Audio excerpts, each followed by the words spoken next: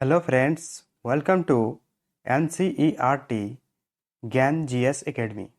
तो आज हम लोग बौद्ध धर्म से संबंधित अति महत्वपूर्ण प्रश्न को देखेंगे, जो इस वीडियो में मोस्टली जो बार बार एग्जाम में पूछा जाता है और बहुत ही इम्पोर्टेंट क्वेश्चन है। ये सब बौद्ध धर्म से रिलेटेड, इससे बाहर क्वेश्चन नहीं जाएगा। तो स्टार्ट करते हैं हम लोग आज का वीडियो। पहला क्वेश्चन है आपका, बौद्ध धर्म का संस्थापक कौन है? बौद्ध धर्म का संस्थापक कौन है? तो ये आंसर हो जाएगा महात्मा बुद्ध। बौद्ध धर्म का संस्थापक महात्मा बुद्ध है। अगला क्वेश्चन देखते हैं, दूसरा नंबर क्वेश्चन, गौतम बुद्ध का जन्म कब हुआ था? गौतम बुद्ध का जन्म कब हुआ था? तो आंसर हो जाएगा आपका 563 ईसा पूर्व। 563 ईसा पूर्व में गौतम बुद्ध का जन्म हुआ और 483 ईसा पूर्व में उसकी मृत्यु हो गई। यानी कि 80 साल जिया था वो, उसके बाद उसकी मृत्यु हो गई थी। अगला क्वेश्चन देखते हैं, क्वेश्चन नंबर तीसरा, गौतम बुद्ध का जन्म कहाँ हुआ था? गौतम बुद्ध का जन्म कहाँ हुआ था? तो आंसर हो जाएगा आपका लुम्बिनी। लुम्बिनी नेपाल में पड़ता है। लुम्बिनी में गौतम बुद्ध का जन्म हुआ था। अगला क्वेश्चन देखते हैं, क्वेश्चन नंबर 4, गौतम बुद्ध के बचपन का नाम क्या था? गौतम बुद्ध के बचपन का नाम क्या था? तो आंसर हो जाएगा आपका सिद्धार्थ। गौतम बुद्ध के बचपन का नाम सिद्धार्थ था। अगला क्वेश्चन देखते हैं, 5 नंबर क्वेश्चन, गौतम बुद्ध का माता का नाम क्या था? गौतम बुद्ध का माता का नाम क्या था? तो सही आंसर है इसका महामाया। महामाया माता का नाम था। और पिता का नाम पूछ देगा तो शुद्धोधन। गौतम बुद्ध के पिता का नाम शुद्धोधन और उसका माता का नाम महामाया था। अगला क्वेश्चन देखते हैं, क्वेश्चन नंबर 6, गौतम बुद्ध की पत्नी का क्या नाम था? गौतम बुद्ध की पत्नी का क्या नाम था? तो सही आंसर हो जाएगा इसका यशोधरा। यशोधरा उसकी पत्नी का नाम था, जो 16 वर्ष की अवस्था में जो है ना, उसका ब्याह हो गया था गौतम बुद्ध का। और गौतम बुद्ध का जब जब जन्म हुआ तब उसकी माँ का क्या हुआ था? इंतकाल हो गया था, यानी कि डेथ हो गया था। तो गौतम बुद्ध का पालन पोषण उसकी मौसी ने किया, या सौतेली माँ, उसी को उसका पापा उससे शादी कर लिया था, तो सौतेली माँ हो गई उससे उसका। तो उस सौतेली माँ का नाम या मौसी का नाम क्या था? तो गौतमी। गौतम बुद्ध का सौतेली माँ का नाम या मौसी का नाम पूछ देगा, क्या होगा? तो गौतमी। और उसका बेटा का नाम अगर पूछ दिया तो बेटा का नाम था राहुल। गौतम बुद्ध के बेटा का नाम राहुल, मौसी का नाम गौतमी, उसका पत्नी का नाम यशोधरा, उसका उसका माता का नाम महामाया, पिता का नाम शुद्धोधन। इतना याद रखिएगा। अगला क्वेश्चन देखते हैं, 7 नंबर क्वेश्चन, गौतम बुद्ध को ज्ञान की प्राप्ति किस नदी के किनारे पर हुई? किस नदी के किनारे उसको ज्ञान की प्राप्ति हुई? तो सही आंसर हो जाएगा इसका निरंजना। निरंजना या फाल्गु नदी कहाँ पे है? गया में है। जो बोध वृक्ष के नीचे, बोध वृक्ष यानी कि पीपल के वृक्ष के नीचे उसकी ज्ञान की प्राप्ति हुई। और कहाँ पे? तो गया में, बोध गया में। अगला क्वेश्चन देखते हैं, क्वेश्चन नंबर 8, बुद्ध का शाब्दिक अर्थ क्या है? बुद्ध का शाब्दिक अर्थ क्या है? तो सही आंसर है इसका ज्ञान संपन्न व्यक्ति। बुद्ध का सही अर्थ होता है ज्ञान संपन्न व्यक्ति, पूरी तरह से उसमें ज्ञान है। अगला क्वेश्चन देखते हैं, 9 नंबर क्वेश्चन, बुद्ध ने अपना पहला उपदेश कहाँ दिया था? बुद्ध ने अपना पहला उपदेश कहाँ दिया था? तो सही आंसर हो जाएगा सारनाथ में। सारनाथ में पहला उपदेश दिया था। और सबसे अधिक उपदेश श्रावस्ती में दिया था। अगर श्रावस्ती में सबसे अधिक उपदेश दिया था, और सबसे अधिक उपदेश पाली भाषा में भी वो दिया था।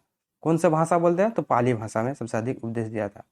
अगला क्वेश्चन देखेंगे, 10 नंबर क्वेश्चन, महात्मा बुद्ध के सबसे प्रिय शिष्य कौन थे? सबसे प्रिय शिष्य उसका कौन था महात्मा बुद्ध का? तो आंसर हो जाएगा इसका आनंद और उपाली। आनंद और उपाली महात्मा बुद्ध का सबसे प्रिय शिष्य था। अगला क्वेश्चन देखते हैं, 11 नंबर, बौद्ध धर्म के 3 प्रमुख सिद्धांतों को क्या कहते हैं? बौद्ध धर्म के 3 प्रमुख सिद्धांतों को क्या कहते हैं? सबसे इंपॉर्टेंट उसका सिद्धांत था, 3 सिद्धांत था बौद्ध धर्म का, तो उसे क्या कहते हैं? तो आंसर हो जाएगा त्रिरत्न। त्रिरत्न क्या है?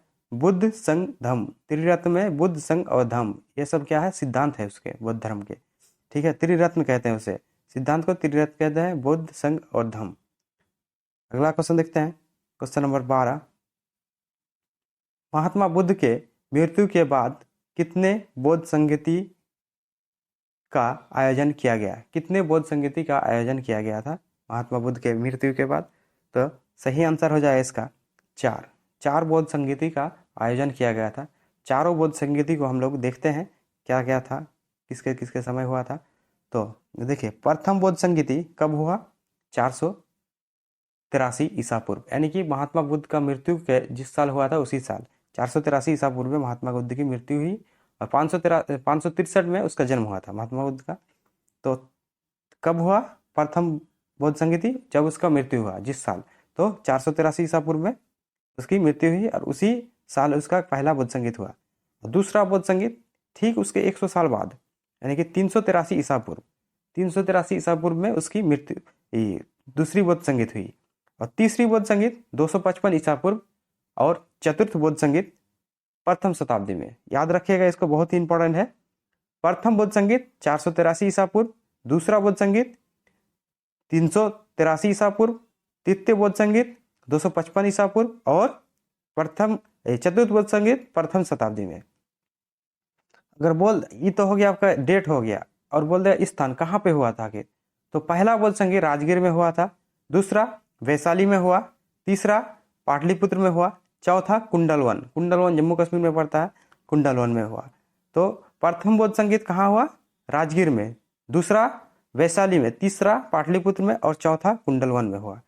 अगला क्वेश्चन ये पूछेगा आपका कि किसके शासनकाल में हुआ था? प्रथम बौद्ध संगीत किसके शासनकाल में हुआ था?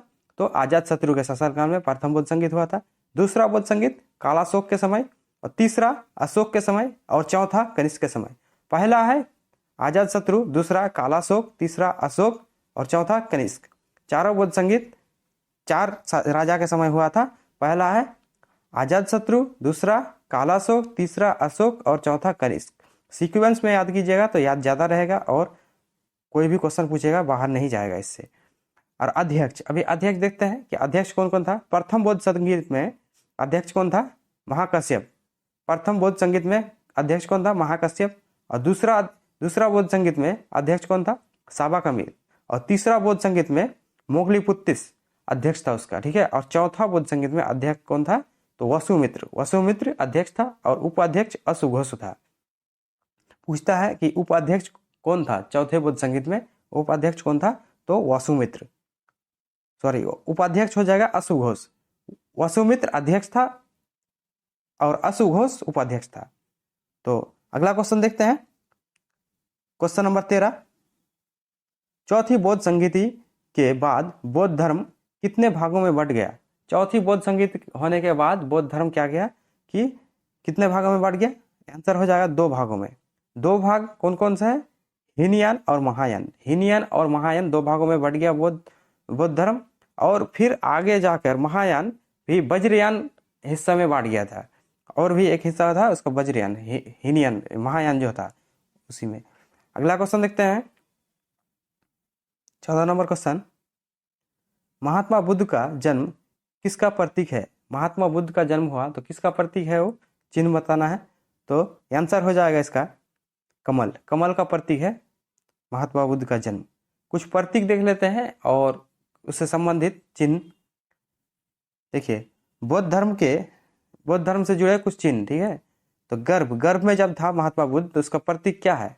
तो हाथी है। जब गर्भ में रहता है तो हाथी। गर्भ में इस तरह से याद रखिएगा कि गर्भ में पेट बड़ा रहता है तो क्या है? हाथी के जैसे रिलेट कर सकते हैं हम कि हाथी है एकदम पेट में। क्या था? पेट में जब था, गर्भ में था जब, वो हाथी। उसका प्रतीक क्या है? हाथी।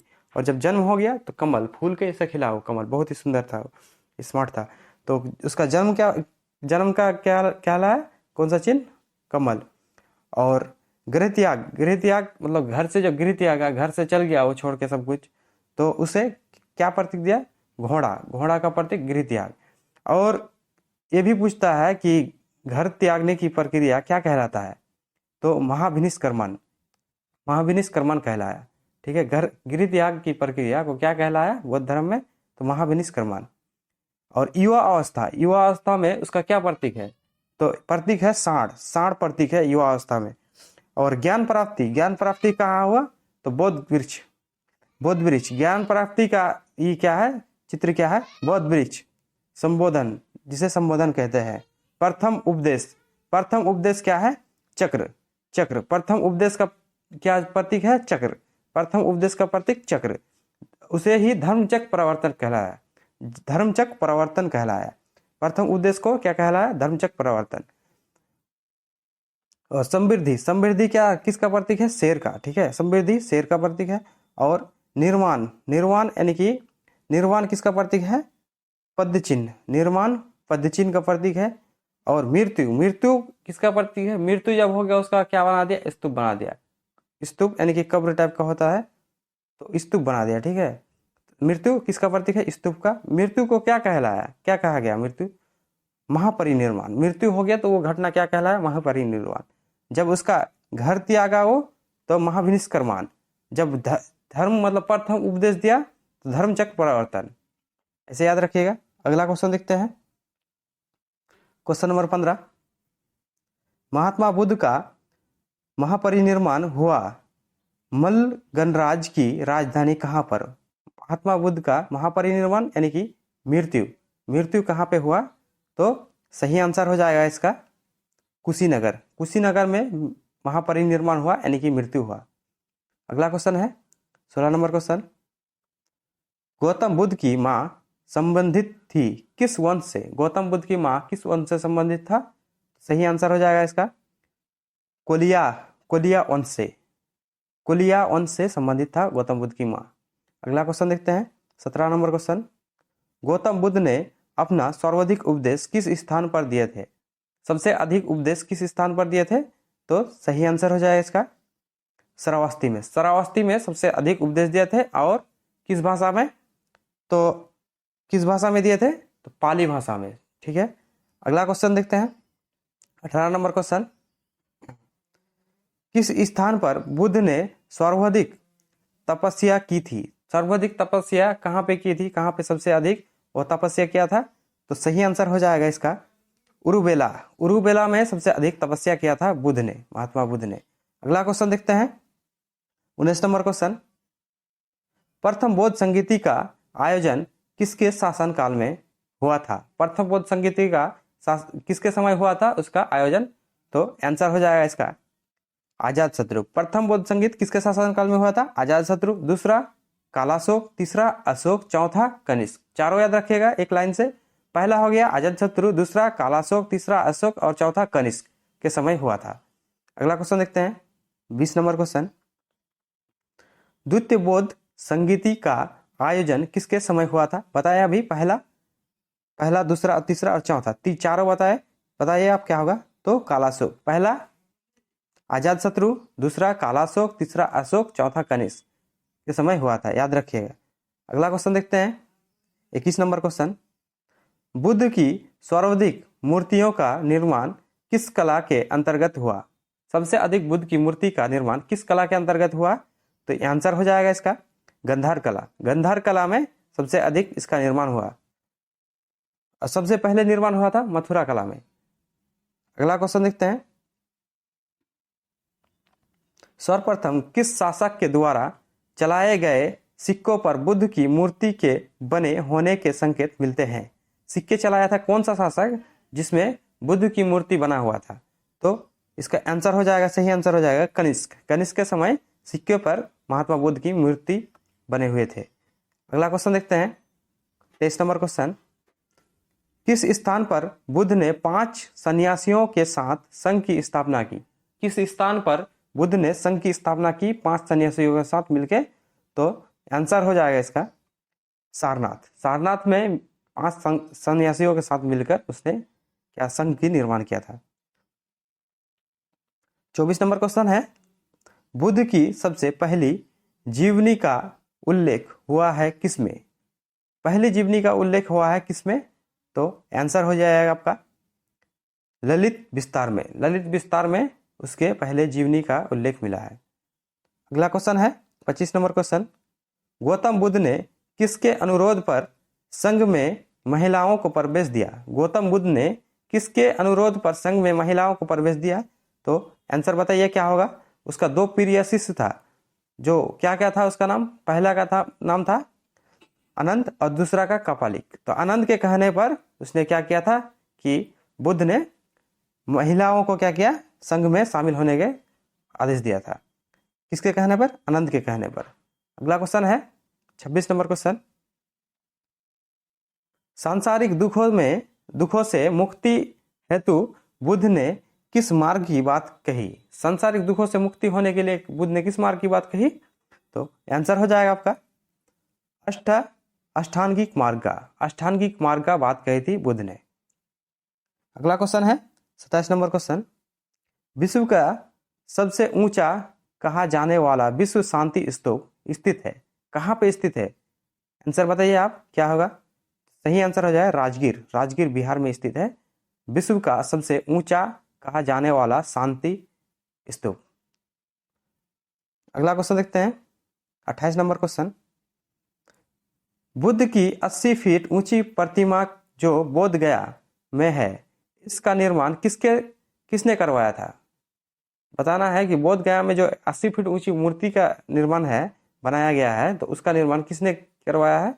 तो आंसर हो जाएगा जापानियों ने बोध गया में 80 फीट ऊंची मूर्ति का निर्माण किया गया महात्मा बुद्ध का। अगला क्वेश्चन देखते हैं 28 नंबर तो हो गया। 29 नंबर, अब सर्वप्रथम स्तूप शब्द मिलता है, स्तूप शब्द कहाँ मिलता है आखिर? स्तूप मतलब होता है जहाँ पे उसका कोई चिन्ह रहता है, कोई जैसे कि कोई कब्र हो गया इस टाइप का रहता है, ताबूत रहता है, कुछ भी रहता है, स्तूप बना देता है वहाँ पे। तो स्तूप शब्द का प्रयोग सबसे पहले कहाँ पे हुआ? तो सर्वप्रथम स्तूप शब्द का उल्लेख कहाँ मिलता है? तो ऋग्वेद में मिलता है। कहाँ? ऋग्वेद में सबसे पहले स्तूप शब्द का उल्लेख मिलता है। ठीक है, अगला क्वेश्चन देखते हैं 30 नंबर क्वेश्चन, एशिया के ज्योतिपुंज के नाम से जाना जाता है किसे? तो किसे जाना जाता है? आप तो ये जानते ही होंगे, कोई भी जो कॉम्पिटिटिव एग्जाम का तैयारी करता है इसे जानते ही है क्वेश्चन, ज्योतिपुंज, लाइट ऑफ एशिया किसे कहा जाता है? तो सही आंसर है इसका गौतम बुद्ध को एशिया का ज्योतिपुंज कहा जाता है। अगर आपको वीडियो अच्छा लग रहा है तो एक लाइक जरूर कीजिए और शेयर जरूर कीजिए वीडियो को। तो हम लोग अगला क्वेश्चन देखते हैं 31 नंबर क्वेश्चन, भारत में पहले जिन मानव प्रतिमाओं को पूजा गया वह किसका था? सबसे पहले किसका मानव प्रतिमा को पूजा गया था? क्वेश्चन बोल रहा है। ठीक है, तो किसका मानव प्रतिमा को पूजा गया है? तो महात्मा बुद्ध का, यानी कि गौतम बुद्ध का। ठीक है, गौतम बुद्ध का मानव प्रतिमा को सबसे पहले पूजा गया है। अगला क्वेश्चन देखते हैं 32 नंबर क्वेश्चन, बुद्ध का अंतिम वर्ष काल कहाँ बिताया था? मतलब अंतिम वर्ष काल कहाँ बिताया था? तो आंसर है इसका सही आंसर वैशाली में अंतिम समय वो बिताया था वर्ष काल। ठीक है, अगला क्वेश्चन देखते हैं 33 नंबर क्वेश्चन, त्रिपिटक क्या है? जो बौद्ध धर्म से संबंधित है, ये क्या है आखिर त्रिपिटक? तो ये आंसर है इसका बुद्ध के उपदेशों का संग्रह। बुद्ध जो उपदेश दिया था उसी को संग्रह किया, मतलब एक जगह में किया। त्रिपिटक 3 पिटक है इसका, सुत्त पिटक, विनय पिटक और वज्र पिटक। ठीक है, सॉरी, सुत्त पिटक, विनय पिटक, सुत्त पिटक और अभिधम पिटक। सुत्त पिटक, विनय पिटक और अभिधम पिटक, 3 पिटक है। तो देखते हैं अगला क्वेश्चन 34 नंबर क्वेश्चन, नालंदा विश्वविद्यालय के संस्थापक कौन थे? नालंदा विश्वविद्यालय के संस्थापक कौन थे? बताइए आंसर क्या होगा। तो सही आंसर है इसका कुमारगुप्त ने नालंदा विश्वविद्यालय की स्थापना की। और कुमारगुप्त किस वंश का शासक था? तो गुप्त वंश का। तो यहीं से हम लोग का वीडियो समाप्त होता है। फिर मिलते हैं अगले वीडियो में, तब तक के लिए जय हिंद जय भारत।